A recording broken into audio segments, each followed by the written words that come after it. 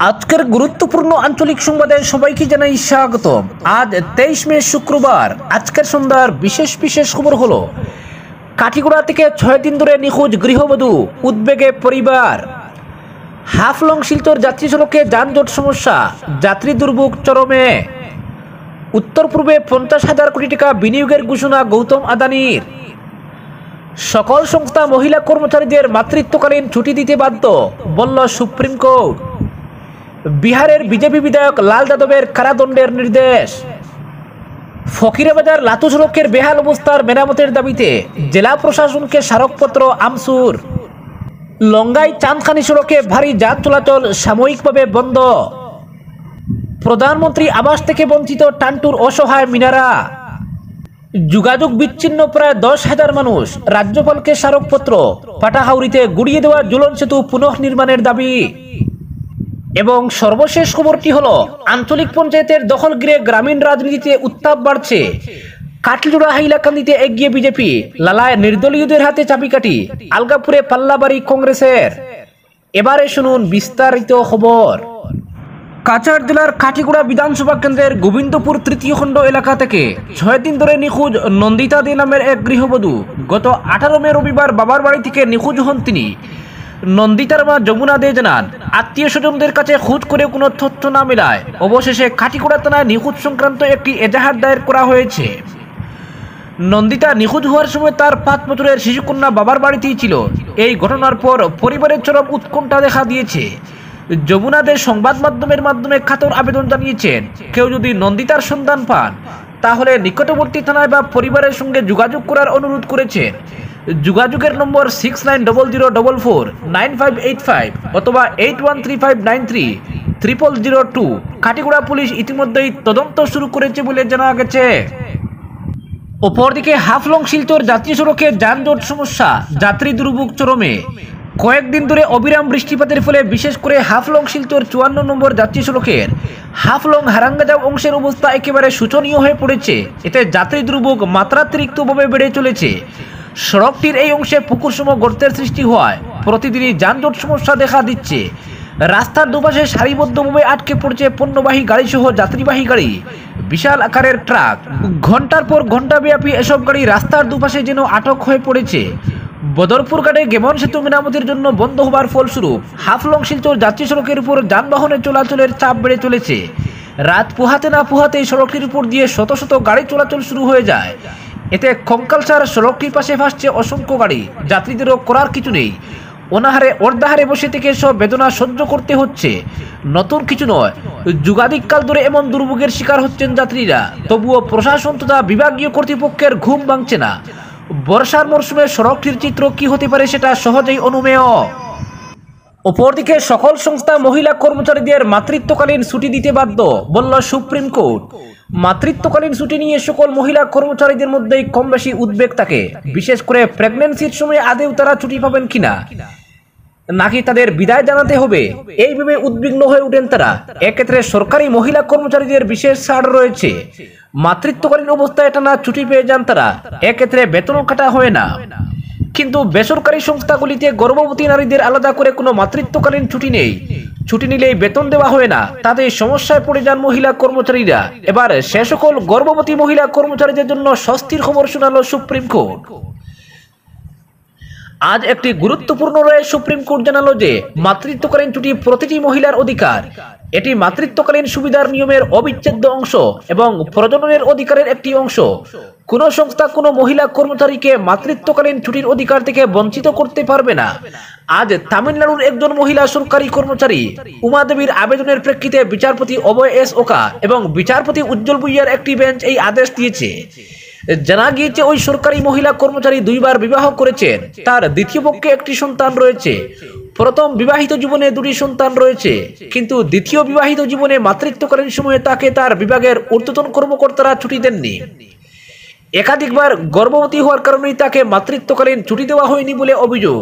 কারণ তামিলনাড়ু রাজ্যের নিয়ম অনুযায়ী শুধুমাত্র প্রথম 2টি সন্তানের জন্য মাতৃত্বকালীন সুবিধা দেওয়া হবে মহিলা কর্মচারীদের।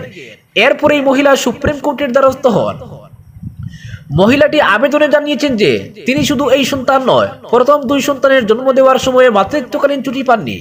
অবশেষে তার আবেদনের প্রেক্ষিতে আদালত জানিয়েছে যে কোনো সংস্থার মহিলা কর্মচারীদের মাতৃত্বকালীন সময়ে ছুটির অধিকার রয়েছে।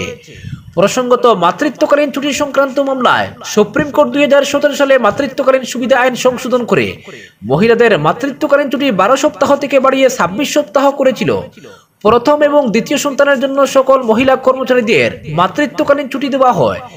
যে সকল মায়েরা সন্তান দত্তক নেন তারাও 12 সপ্তাহের মাতৃত্বকালীন ছুটির অধিকারী। এক্ষেত্রে শিশুটিকে হস্তান্তরের তারিখ থেকে তার ছুটি শুরু হয়। কিন্তু আজ সুপ্রিম কোর্ট জানালো যে মাতৃত্বকালীন ছুটি সকল মহিলা কর্মচারীর অধিকার, তাদের কাজের ধরন নির্বিশেষে। অপরদিকে প্রধানমন্ত্রী আবাস থেকে বঞ্চিত টান্টুর অসহায় মিনারা। দেশের সবকটি কাঁচা বাড়ি ফাঁকা করার লক্ষ্য নিয়ে ভারত সরকার যখন গ্রাম শহরের দুস্থ পরিবারে প্রধানমন্ত্রী আবাস যোজনার কাজ জোর কদমে চালিয়ে যাচ্ছে, তখন লালা রাজস্ব চক্রের টান্টু গ্রামের এক অসহায় মহিলা বছরের পর বছর পিএমওয়াই থেকে বঞ্চিত রয়েছেন বলে অভিযোগ উঠেছে। দীর্ঘ বছর ধরে একটি আবাসের জন্য মিনারা বেগম এবং তার অসুস্থ স্বামী নুরুল ইসলাম পঞ্চায়েত প্রতিনিধিদের বাড়িতে দৌড়ঝাঁপ করলেও কাজের কাজ কিছুই হয়নি। অসুস্থ স্বামী ও 2 সন্তানকে নিয়ে রীতিমতো এক দুর্বিষহ জীবনযাপন করছেন তিনি। স্বামী নুরুল ইসলাম ভূঁইয়া শারীরিকভাবে অসুস্থ, চোখে ভালো করে দেখতে পান না, ফলে উপার্জনের ক্ষমতাও হারিয়ে ফেলেছেন। পরিবার চালানোর সমস্ত দায়ভার পড়েছে মিনারার উপর। প্রতিদিনের ঝড় বৃষ্টি আর আসন্ন বর্ষা যেন এই অসহায় পরিবারটির কষ্টকে আরো বাড়িয়ে তুলেছে। কুড়ে কুড়ে জল চুইয়ে পড়া ছাদ ও ভাঙ্গা দেয়ালের মাঝে 2টি শিশু সন্তান ও অসুস্থ স্বামীকে নিয়ে দিন যাপন করছেন মিনারা। খাবার জোগাড় করাই যেখানে চ্যালেঞ্জ, সেখানে স্বামীর চিকিৎসা করানো বা ঘর মেরামত করা তো দূরের কথা। মিনারা জানান তার স্বামী এক সময় দিন মজুরির কাজ করতেন, কিন্তু চোখের সমস্যার কারণে এখন আর সেটা সম্ভব নয়। উন্নত চিকিৎসা তো দূরে থাক, সাধারণ ওষুধ কিনতেও হিমশিম খেতে হচ্ছে। অসহায় মিনারা বেগম একটি আবাসের জন্য জেলা প্রশাসন সহ নবনির্বাচিত পঞ্চায়েত প্রতিনিধিদের দৃষ্টি আকর্ষণ করেছেন। অপরদিকে পঞ্চায়েত নির্বাচন শেষে এখন চলছে আঞ্চলিক পঞ্চায়েতের বোর্ড গঠন এবং গ্রাম পঞ্চায়েতের সভাপতি ও সহ সভাপতি নির্বাচনের তোড়জোড়। হাইলাকান্দি জেলায় 5টি আঞ্চলিক পঞ্চায়েত রয়েছে। এগুলো হলো আলগাপুর, হাইলাকান্দি, লালা, কাটলিজোড়া এবং মণিপুর অর্থাৎ দক্ষিণ হাইলাকান্দি। এই 5টি আঞ্চলিক পঞ্চায়েতের মধ্যে হাইলাকান্দি ও কাটলিজোড়া আঞ্চলিক পঞ্চায়েতে বিজেপি চমকপ্রদ ফল করেছে। ফলে বোর্ড দখলের লড়াইয়ে কাটলিজোড়া এবং হাইলাকান্দি আঞ্চলিক পঞ্চায়েতে এগিয়ে আছে ভারতীয় জনতা পার্টি। হাইলাকান্দি আঞ্চলিক পঞ্চায়েতের মোট 14 সদস্যের মধ্যে বিজেপি 9টি আসনে জয়ী হয়েছে। ফলে খুব সহজে সংখ্যাগরিষ্ঠতা নিয়ে বিজেপির ভোট গ্রহণ শুধু সময়ের অপেক্ষা মাত্র। অন্যদিকে কাটলিজোড়া আঞ্চলিক পঞ্চায়েতের 9টি আসনের মধ্যে 7টি আসনে জয়ী হয়েছে বিজেপি। ফলে অনায়াসে কাটলিজোড়া আঞ্চলিক পঞ্চায়েতেও ভোট গ্রহণ করতে চলেছে দল। জেলার 5টি আঞ্চলিক পঞ্চায়েতের মধ্যে 2টিতে বিজেপি কবজা জমাতে সফল হলেও বাকি 3টি আঞ্চলিক পঞ্চায়েত দখলের দৌড়ে পিছিয়ে রয়েছে শাসক দল। এদিকে লালা আঞ্চলিক পঞ্চায়েতে পাল্লা ভারী রয়েছে নির্দলদের। ফলে এই আঞ্চলিকের বোর্ড কারা গঠন করবে তা এখনো স্পষ্ট নয়। লালা আঞ্চলিকের 15টি আসনের মধ্যে বিজেপি 2, কংগ্রেস 4, অগপ 2 ও নির্দলরা 7টি আসন দখল করেছে। ফলে লালা আঞ্চলিক পঞ্চায়েত গঠনের ক্ষেত্রে নির্দলদের হাতেই দেখা যাচ্ছে চাবিকাঠি। অন্যদিকে 14 সদস্যের হাইলাকান্দি আঞ্চলিক পঞ্চায়েতে 9টি আসন দখল করেছে বিজেপি। ফলে বিজেপির পক্ষে হাইলাকান্দি আঞ্চলিক পঞ্চায়েতের ভোট গ্রহণ সময়ের অপেক্ষা মাত্র। এদিকে কাটলিজোড়া আঞ্চলিক পঞ্চায়েতের 9টি আসনের মধ্যে 7টিতেই জয়ী হয়েছে বিজেপি। ফলে এই আঞ্চলিক বিজেপির ভোট গ্রহণ নিয়ে কোনো সন্দেহ নেই। এদিকে লালা আঞ্চলিক পঞ্চায়েতের 15টি আসনের মধ্যে 7টি আসনে জয়ী হয়েছে নির্দল প্রার্থীরা। ফলে এই আঞ্চলিক ভোট গ্রহণের ক্ষেত্রে নির্দলদের হাতে চাবিকাঠি রয়েছে। আলগাপুর আঞ্চলিক পঞ্চায়েতের 17টি আসনের মধ্যে বিজেপি 2, কংগ্রেস 6, নির্দল 5, রাইজোর দল 2 ও অগপ 2টি আসন দখল করেছে। ফলে এই আঞ্চলিকে ভোট দখলের ব্যাপারে চিত্র পরিষ্কার না হলেও কংগ্রেসকে কিছুটা এগিয়ে থাকতে দেখা যাচ্ছে। আঞ্চলিক পঞ্চায়েত গঠন নিয়ে আঞ্চলিক পঞ্চায়েতের সভাপতি পদের দাবিদাররা নিজেদের পাল্লা ভারী করতে গুড়া কেনাবেচায় নেমে পড়েছেন বলেও বাজারে খবর। যদিও গুড়া কেনাবেচা নিয়ে প্রকাশ্যে কেউ মুখ খুলতে না চাইলেও এ নিয়ে জোর গুঞ্জন শোনা যাচ্ছে। অপরদিকে যোগাযোগ বিচ্ছিন্ন প্রায় 10,000 মানুষ। রাজ্যপালকে স্মারকপত্র। পাটাখাউরিতে গুড়িয়ে দেওয়া ঝুলন সেতু পুনঃনির্মাণের দাবি। প্রতিশ্রুতি দিয়েও নির্মাণ হয়নি পাটাখাউরির ঝুলন সেতু। সিংলা নদীতে সেতু না থাকা যোগাযোগ বিচ্ছিন্ন বিভিন্ন সম্প্রদায়ের প্রায় 10,000 মানুষ ঝুঁকি নিয়ে নদী পার করছে কচিকাঁচা পড়ুয়ারা। এ ব্যাপারে আসামের রাজ্যপালের দৃষ্টি আকর্ষণ করে স্মারকপত্র পাঠালেন তরুণ সমাজসেবী মুক্তার হোসেন। তিনি জানান, জালালাবাদের পাটাখাউরি এলাকায় সিংলা নদীর পশ্চিম তীরে রয়েছে কাশীনাথপুর, তেরাচড়া, চেরাগীবন্ধ, পশ্চিম পাটাখাউরি, পূর্ব পাটাখাউরি, বান্নালা ও শিমশিমপুর ইত্যাদি গ্রাম। প্রত্যন্ত এসব গ্রামের লোকেরা পূর্ব তীরের উপর নির্ভরশীল, কেননা পূর্ব তীরে রয়েছে আনিপুর জামুয়াং সড়ক, হাটবাজার, হাসপাতাল, শিক্ষা প্রতিষ্ঠান সবকিছুই নদীর এপারে। সুতরাং প্রতিনিয়ত নদী পার হয়ে ওপারের প্রায় 10,000 জনগণকে এপারে আসতে হয়। সিংলা নদীর উপর কোনো সেতু না থাকায় মানুষের দুর্ভোগের অন্ত ছিল না। 2004 সালের চেরাগী জেলা পরিষদ সদস্য শিবানী বিশ্বাস এই স্থানে একটি ঝুলন্ত সেতু নির্মাণ করে দেন। 20 বছর পর সেতুটি দুর্বল হয়ে পড়লে 2024 সালে বিধায়ক বিজয় মালাকার ওই সেতুটি সংস্কারের জন্য 10 লক্ষ টাকা বরাদ্দ করেন। কাজ সম্পন্ন হওয়ার 1 মাসের মধ্যে জনৈক ব্যক্তির অভিযোগের ভিত্তিতে গত 3 মার্চ বন বিভাগ বুলডোজার লাগিয়ে সেতুটি গুড়িয়ে দেয়, যার ফলে উত্তপ্ত হয়ে ওঠে সমগ্র ফাটাহাউড়ি এলাকা। বিধায়কের প্রস্তাবে সরকারি টাকায় নির্মিত ঝুলন সেতুটি ভেঙে ফেলায় বিধায়কের কূপে পড়েন range officer Manoj Sinha. 4 March Cheragi range অফিসে ব্যাপক গণবিক্ষোভ হয়। পরিস্থিতি সামাল দিতে উপস্থিত হন principal chief conservator of forest Sandeep Kumar. তিনি তাৎক্ষণিকভাবে চেরাগী রেঞ্জ অফিসার মনোজ সিনহাকে চাকরি থেকে সাময়িক বরখাস্তের নির্দেশ দেন। পাশাপাশি বিভাগের পক্ষ থেকে যথাস্থানে সেতুটি নির্মাণ করে দেওয়া হবে বলে আশ্বস্ত করেন। এমনকি বন্ধ করা রাস্তা খুলে দেওয়ার আদেশ দেন তিনি। পরবর্তীতে বন বিভাগের অনুরোধে পূর্ত বিভাগের জনৈক বাস্তুকার এসে স্থানটি পরিদর্শন করে সেতু নির্মাণের প্ল্যান এস্টিমেট তৈরির প্রক্রিয়া শুরু করেন, কিন্তু রহস্যজনক কারণে তা আর হয়ে ওঠেনি।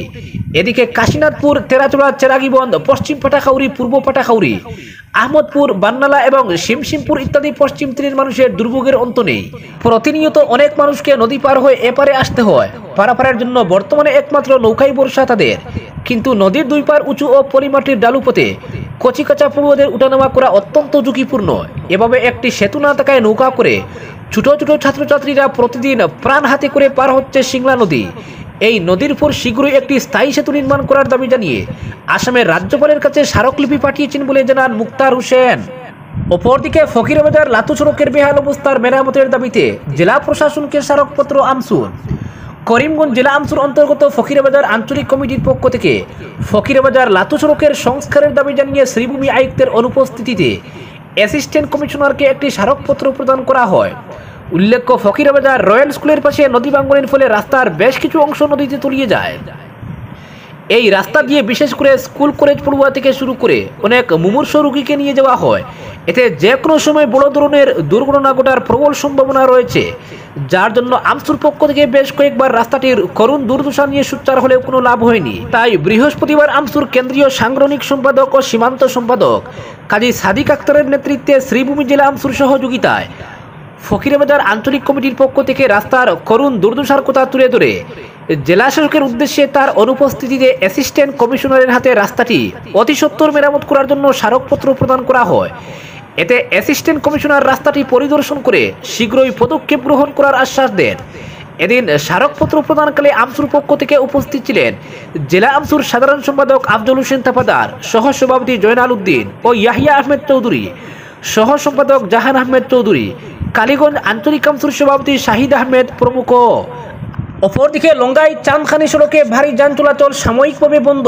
পূর্ত বিভাগের Sribhumi south territorial road sub ডিভিশনের সহকারী নির্বাহী বাস্তুকার এক বিজ্ঞপ্তি যুগে জানিয়েছেন যে লঙ্গাই চাঁদখানি সড়কে সব ধরনের ভারী যান চলাচল সাময়িকভাবে বন্ধ রাখা হয়েছে। এতে জানানো হয়েছে যে বিগত কয়েকদিনের অবিরাম বৃষ্টির জন্য আরসিসি ব্রিজ 2-1 বাম দিকের অ্যাপ্রোচের ভূমিধসের জন্য 22 মে থেকে পুনরাদেশ না দেওয়া পর্যন্ত ওই সড়কে সর্বাধিক 10 টন ক্ষমতা সম্পন্ন ভারী যান চলাচল বন্ধ থাকবে। ওই সময়সীমায় ভারী যান চলাচলের জন্য বিকল্প সড়ক হিসেবে লঙ্গাই শ্যামাপ্রসাদ সড়ক ব্যবহার করতে পরামর্শ দেওয়া হয়েছে। অপরদিকে বিহারের বিজেপি বিধায়ক লাল যাদবের কারাদণ্ডের নির্দেশ। বিহারের দারবাঙ্গার আলীনগর বিধানসভা কেন্দ্রের বিজেপি বিধায়ক মিশ্র লাল যাদবকে মধ্যপ্রদেশের বিধায়ক বিশেষ আদালতের নির্দেশে কারাগারে পাঠানো হয়েছে। 2019 সালের জানুয়ারি মাসে উমেশ মিশ্রকে আক্রমণ করার অভিযোগে বিজেপি বিধায়ককে 3 মাসের কারাদণ্ডের নির্দেশ দিয়েছে আদালত। আজকের বিশেষ সংবাদ এখানেই।